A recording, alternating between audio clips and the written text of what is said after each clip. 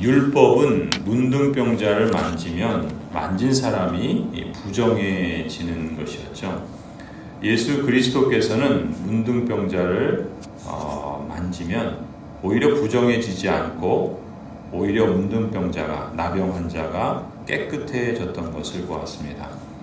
죽은 사람의 몸에 손을 잡는 일도 부정해지는 법인데 오히려 예수께서 잡으시니까 소녀가 일어나서 다시 살아나는 기적을 오늘 본문에서 보게 됩니다. 영생이란 바로 이런 것이죠. 창조주 하나님의 무한하신 부요함에 참여하는 것이 바로 영생입니다. 인간의 죄와 그로 인한 책임, 또 부패와 오염과 결핍과 무엇보다 죽음이 해결되는 것이 바로 구원이죠. 하나님 나라에는 생명과 부요함이 있습니다. 질병과 고통과 상처가 치유되고 죽음의 병에서 살아나서 생명을 누리는 것, 하나님 나라의 시민이 되었다는 것은 바로 이 생명의 맛을 보고 누리는 자가 되었다는 것이죠. 지금 여기서도 생명을 맛보고 선취하며 또 미래의 천국에서는 온전히 충만하게 누리게 될 것입니다. 예수께서는 하나님 나라를 가르치시면서 구원을 큰 잔치로 비유하십니다. 잔치 중에서도 특별히 혼인잔치 비유로 가르치시죠. 그 이유는 바로 잔치가 갖고 있는 상징성 때문입니다. 잔치에는 결핍이 아니라 풍요와 배부름이 있습니다. 만족함이 있죠. 기쁨과 사랑이 있습니다. 영생이 바로 이런 것이죠. 반면에 사탄의 나라의 특징은 죄와 죽음입니다. 사탄의 나라는 한마디로 죄와 죽음의 나라입니다.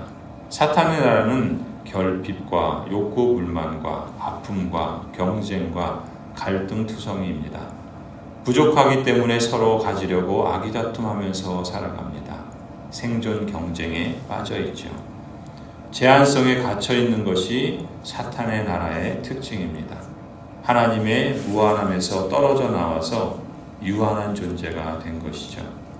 하나님께 대해서 자기 주장하고 이웃에 대해서도 자기 주장하니까 착취와 경쟁과 또 고통과 분열이 사탄의 나라의 특징을 이룹니다.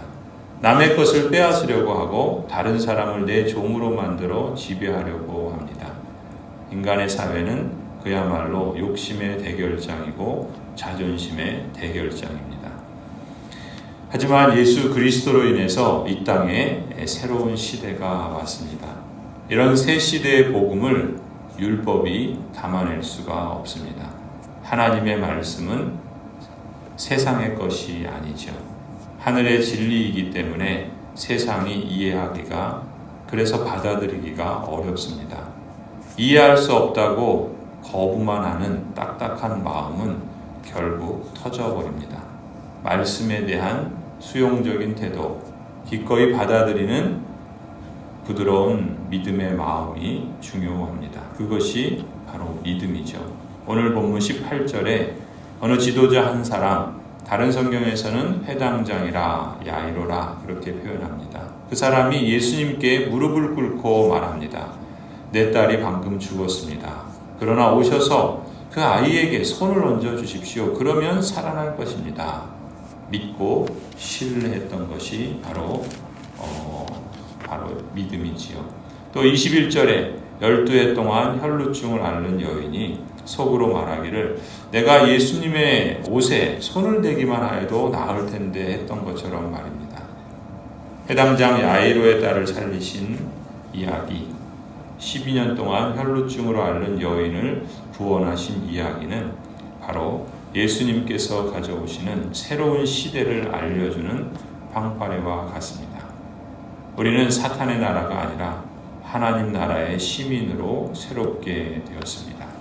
그렇다면 새 생명을 가진 하나님 나라의 시민이 가진 구원이 무엇인지, 시민다운 삶이 무엇인지, 어떻게 복음에 합당하게 살아야 하는지 새로운 삶의 원리와 실천을 말씀을 통해 배우고 성령 하나님을 의존하여 따라야 할 것입니다.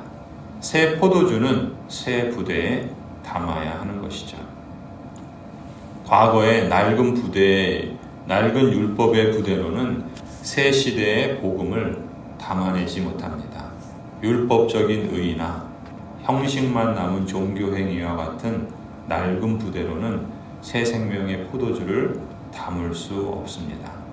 이런 과거의 낡은 생각, 낡은 고정관념, 낡은 습관의 틀과 같은 이런 낡은 부대는 버려야 합니다. 그걸 고수하다가는 낡은 부대가 다 터져서 새 포도주를 다 쏟아버리고 말 것입니다. 혹 나 개인이나 우리 교회가 고수하는 낡은 생각이 무엇인가? 버려야 할 낡은 습관은 없는가? 우리가 늘 돌아볼 필요가 있겠지요. 예수 그리스도께서 우리에게 새로운 시대를 열어주셨습니다. 딸의 아버지는 믿음이라는 새 부대로 나아갔고 딸을 다시 얻는 기쁨으로 충만해졌던 것처럼 우리 역시 하나님 나라에 속한 새 백성으로 아낌없이 주실 줄 믿는 마음과 또 믿는 태도로 예수 그리스도에게 나아갈 때 하나님께서 우리에게 새 생명의 기쁨을 누리게 하실 줄 믿습니다.